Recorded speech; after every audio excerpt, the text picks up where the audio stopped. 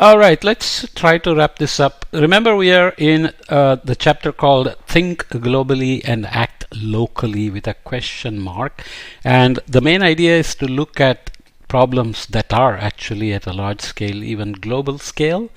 And our institutional analysis and development framework becomes quite tough to apply just because there are no clear boundaries, there are no biophysical conditions and boundary rules and participant rules that are, easily enforceable or easily designed either. And you yet have a big problem where you're driving towards an outcome. So let's look at this example, which is based on managing the global fisheries, which we just looked at in terms of how the fisheries have been affected by the fisheries pressures from human beings, and now also with climate change, acidification, warming, deoxygenation, sea level rise, pollution, and so on. So you have large international waters which have no boundaries, and there are rules, agreed upon rules under the UN framework at various levels. There also you have polycentric governance. Intergovernmental Oceanic Commission tends to look at most of the ocean legal and climate problems and fisheries problems and so on. And we mentioned regional fisheries management organizations and so on. So here, continuing along that line, this paper looks at attributes and enabling conditions for functional polycentric governance. So functional is a key word. What does it mean? It means there are designed principles to bring out certain outcomes, in this case fisheries with polycentric governance, and what are the attributes and enabling conditions. We call them designing principles for the IAD framework. So attributes: multiple overlapping decision-making centers with some degree of autonomy, right? So you have national players with their exclusive economic zones or island states giving out permits, selling the rights to rich countries. So all kinds of various autonomies exist within which the rules have to be applied as well. Choosing to act in ways that take account of others through process of cooperation, competition, conflict, and conflict resolution. So this is a big issue in fisheries. Enabling conditions, there are 7 of them listed here. Decision making centers employ diverse institutions, which we mentioned already. Generally applicable rules and norms structure actions and behaviors within the system.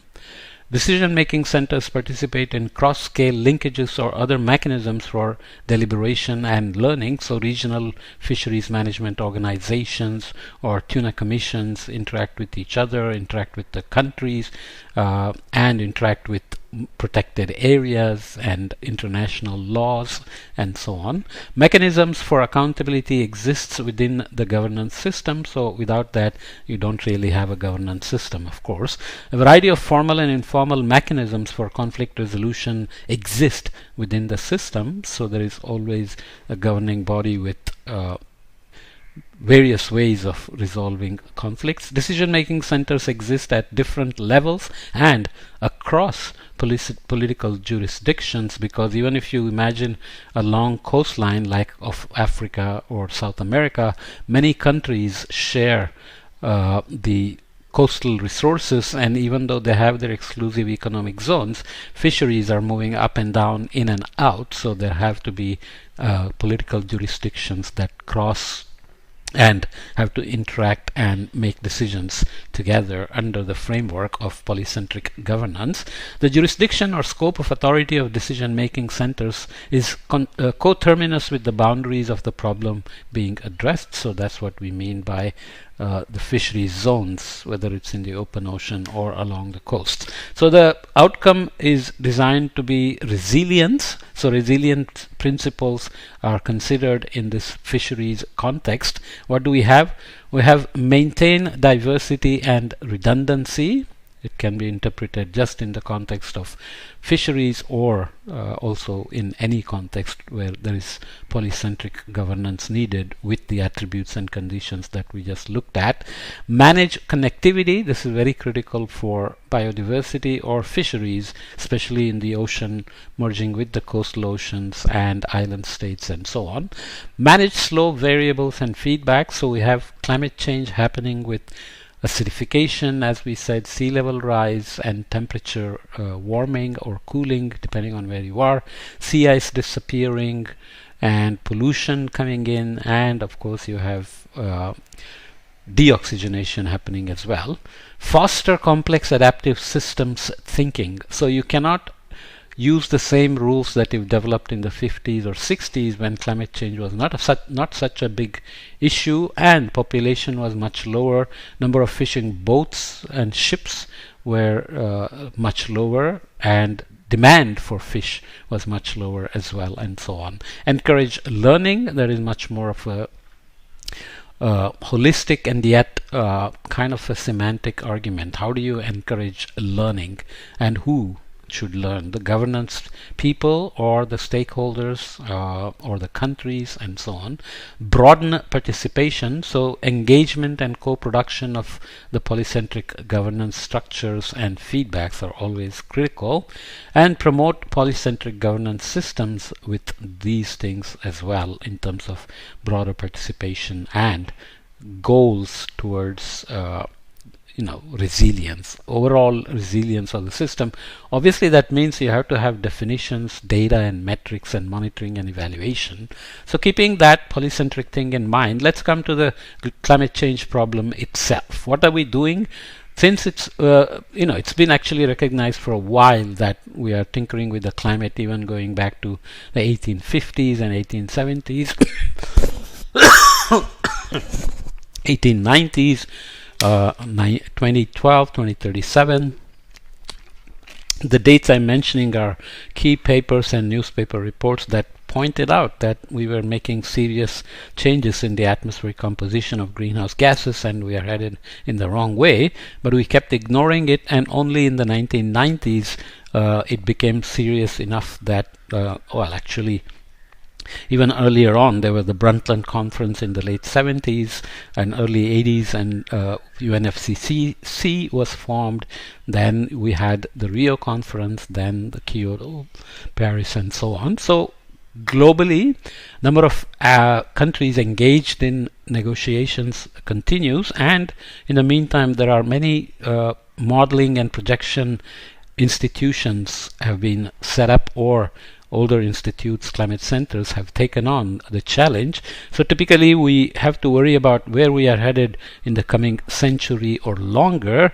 So we make up scenarios which I have discussed elsewhere in great detail that you can look up.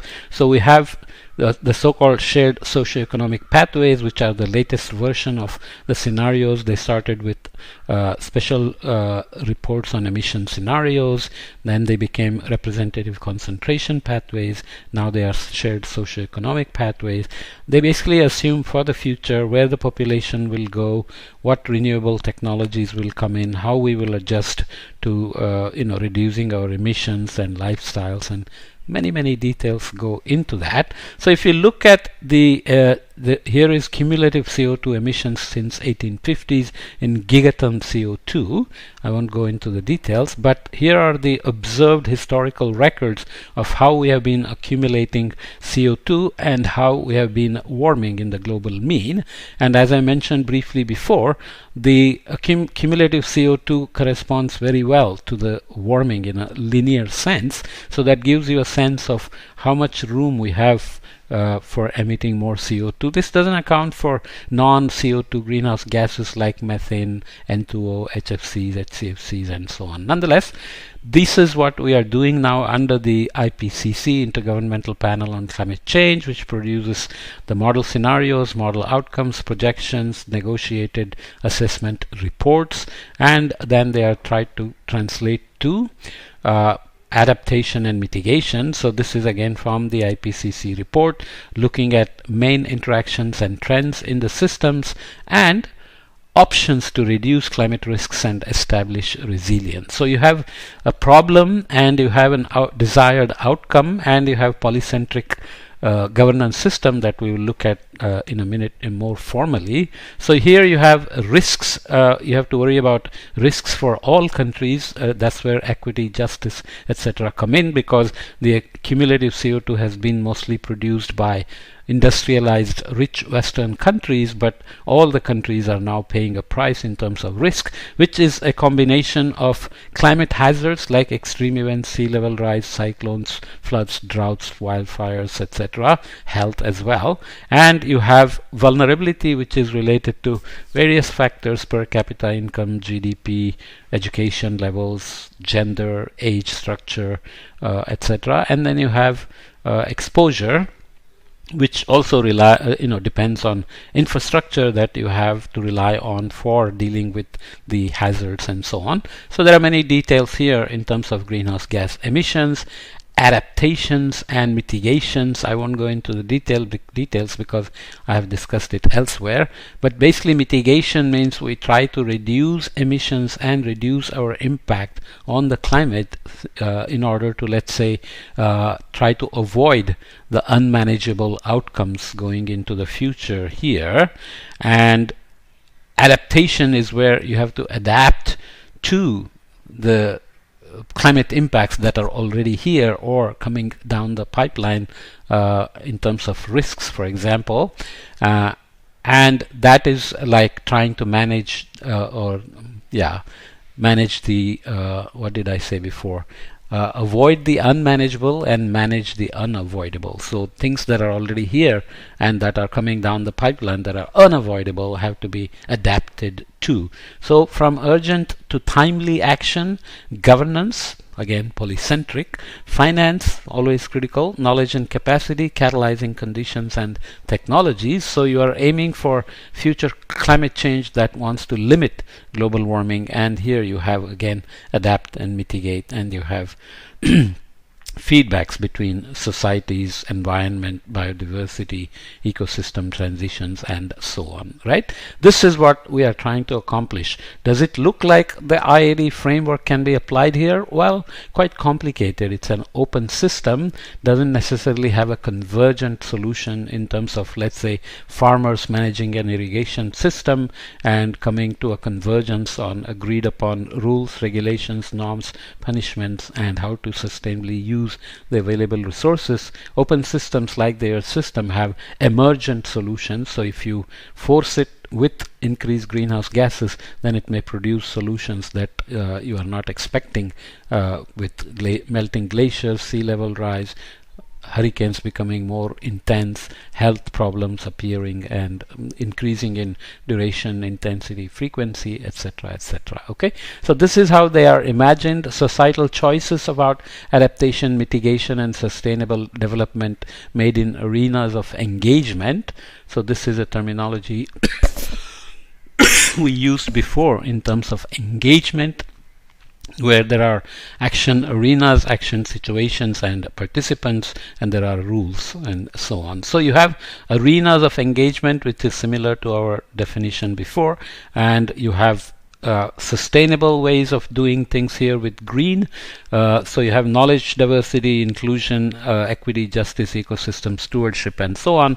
Whereas you go the other way here if you're not sustaining the commons, or you are not reaching to triumph of the commons, and so on.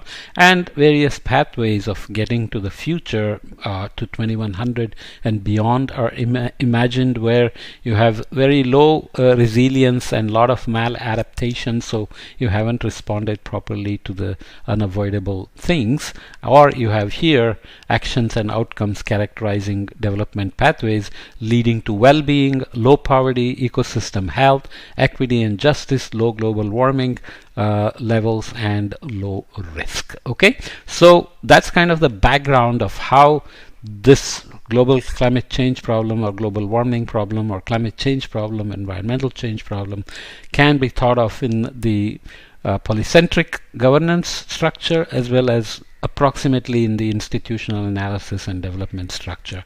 So we'll come back and look at a little bit more on how the United Nations Framework Convention on Climate Change is actually set up, which was only set up in the late 1980s, and then it has evolved to become more and more polycentric because more and more participants and more climate change impacts have evolved, demanding more and more action, collective action, which means multiple levels of governance, multiple actors, free riders, enforcement problems of rules, regulations and norms and so on. So we'll come back and look at that. So hopefully this setup of the problem helps you get ready for thinking about polycentric governance of a global problem where applying institutional analysis is a bit of a challenge. Okay?